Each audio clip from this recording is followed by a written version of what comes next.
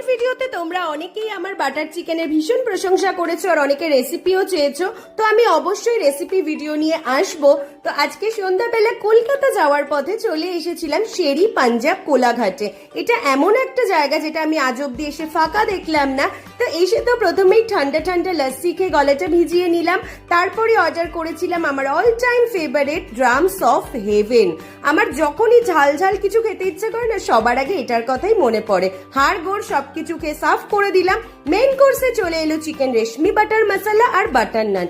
সত্যি বলতে এখানকার স্টার্টার আইটেম গুলো কিন্তু মেইন কোর্সের থেকে অনেক ভালো খেতে। যেমন এই চিকেন রেশমি বাটার মশলাটা একদমই নুনে পোড়া ছিল, আমার তো একেবারেই ভালো লাগেনি। তারপর ওখান থেকে ডিরেক্ট চলে এসেছিলাম আগে শ্বশুর বাড়িতে। ব্যালকানিতে উঠে দেখি জামরুল গাছটা জামরুলে পুরো ভরে গেছে, এখন শুধু খাওয়ার অপেক্ষা। আর আমার ভিডিওগুলো তোমাদের কেমন লাগে জানাতে কিন্তু একদম ভুলো না। ততক্ষণে যেন